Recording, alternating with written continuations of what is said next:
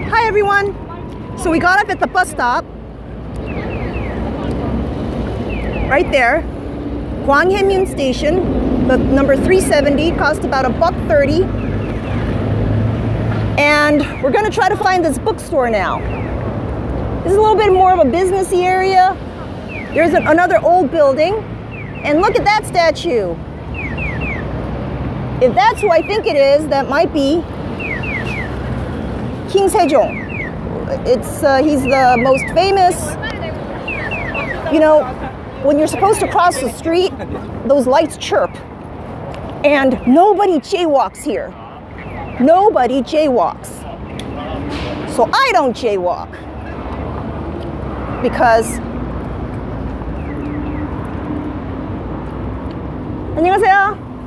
Korean police.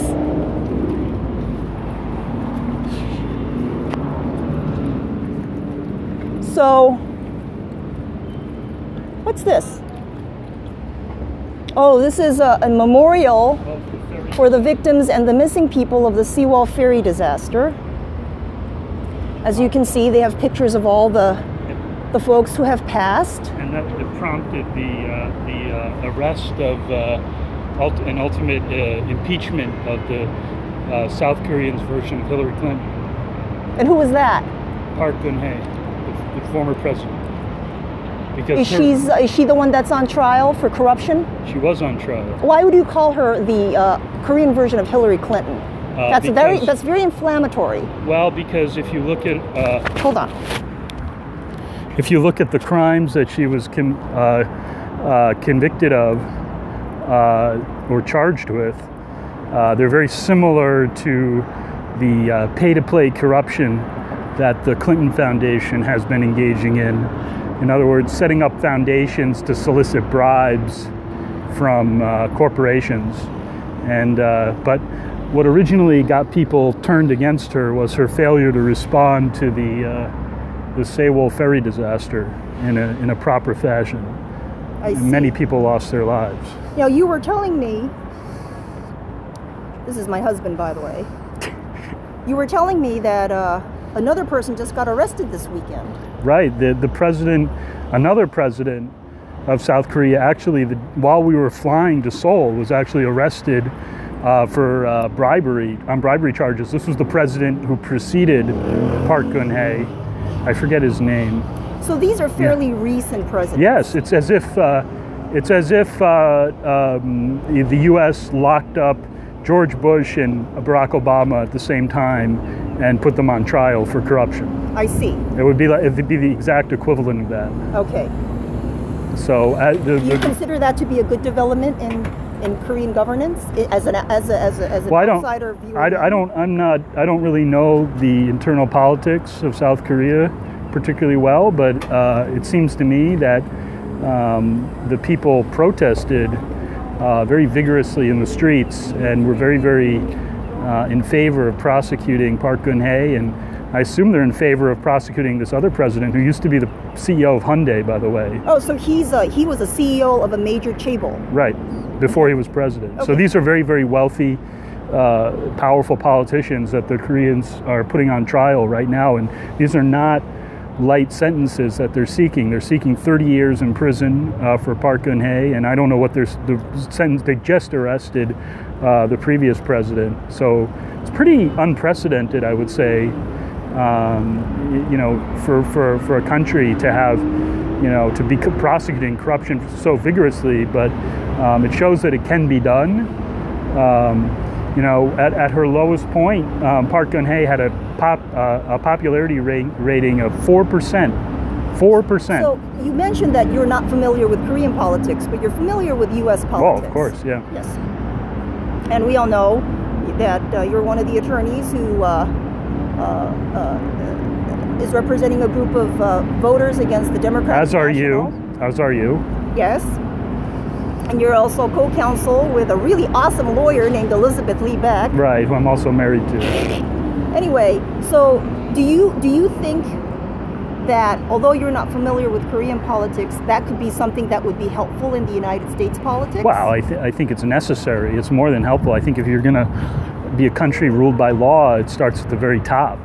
you just have to send a message to the entire society from the top down that you have to follow the law no matter how powerful you are and how wealthy you are. And I think that's what it seems to me as an outsider looking in, coming to this country the first time, but it seems to me that that's what South Korea is going through right now. And I think, having practiced in the law in the U.S. for over a decade now, I think something like that very much needs to happen in the U.S. because we're seeing our own legal system really breaking down because there's so much corruption at the top, in the middle, at all strata of society, and there's just no one who's willing to go out, no prosecutors are willing to go out and stick their necks out and do what's necessary to bring justice. Because the Clinton Foundation, the crimes are public record at this point. Okay. Well, we know that Charles Ortel has been covering this ad nauseum. Absolutely. So I would recommend people check Charles Ortel out. Yeah, absolutely. And I wouldn't necessarily say he grabbed the popcorn, but he's very methodical. If you want to see the evidence laid out in a methodical manner, I know Jason Goodman has him on practically every Sunday. I think he has a segment called Sunday with Charles, and they go through the evidence against the Clinton Foundation for, he focuses on what's called inurement, which is a crime that that applies to nonprofits when they pretend to be a charity, but what it really is funneling money from corporate interests to politicians and back. And that's what the Clinton Foundation has been doing on a global scale. And Charles Ortel has been really methodically going through that evidence for many years now. Now, this Korean president who's currently on trial for corruption, she also set up a foundation, right? Absolutely, yes. And she was shaking down... She set up 2 foundations. And she was basically shaking down big business for bribery. Absolutely. In exchange for access to her political clout. Yes, that that right? was the entire purpose of these so-called foundations, my understanding. And that's really one of the major bases for why she's sitting in a jail cell right now and awaiting her sentence, which the prosecution wants to be a very long sentence of 30 years, which would send a very, very clear message. Do you see that happening in the U.S. in any way? As somebody who's very familiar with the legal system, I don't see it at all. I don't see any prosecutors or judges, frankly, who have done anything in relation to the Clinton Foundation. Of course, I think there goes beyond the Clinton Foundation, but I think that's probably where it needs to start. Well, we can talk about this further. Yeah, we will. So that's a statue of quite possibly the most famous Korean king, King Sejong the Great, who came up with the Korean alphabet. His court developed the Korean alphabet.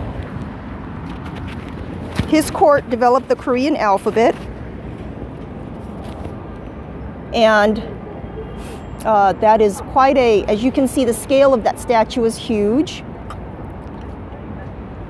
And the gentlemen in bright green uniforms are local Seoul police. 우리 미국에서 왔어요. 우리 미국에서 와서 그냥 지금 라이브 스트림 하는 거예요.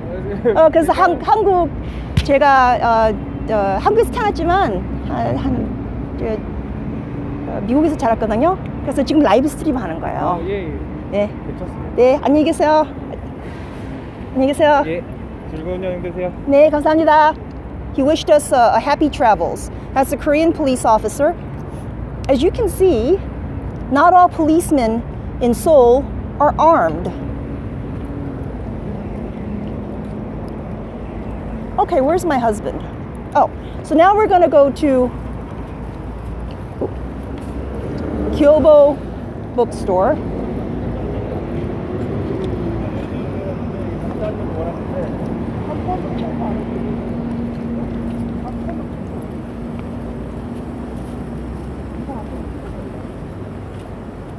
Here, let's look at that sign. Ah, I was right. Sejong, King Sejong.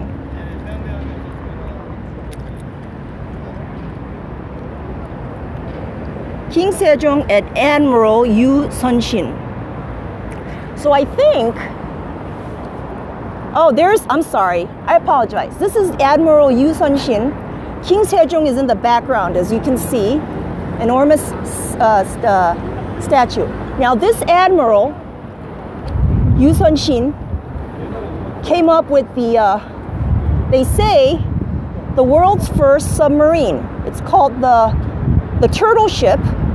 It was built, oh, I don't even know, maybe thousands of years ago.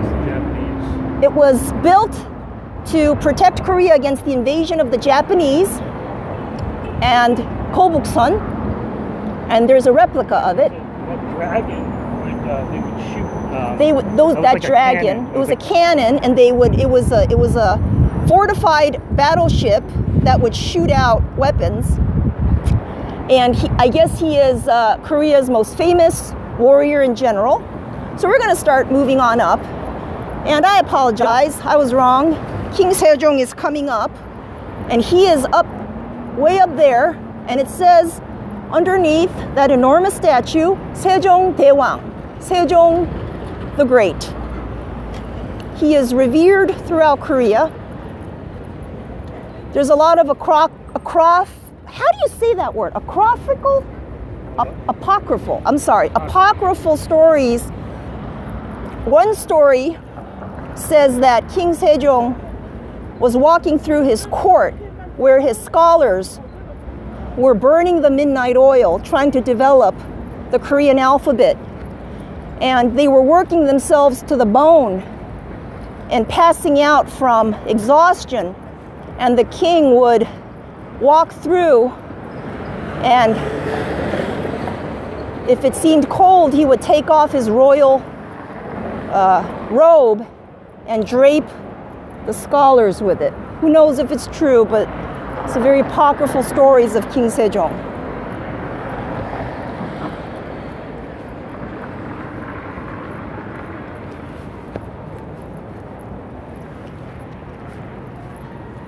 So I think the bookstore is somewhere nearby.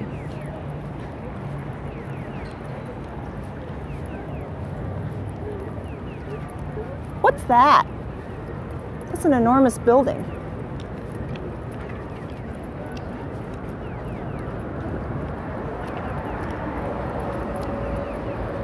All right, we're gonna get our bearings on this GYOBO Bookstore, and we'll check in with you again.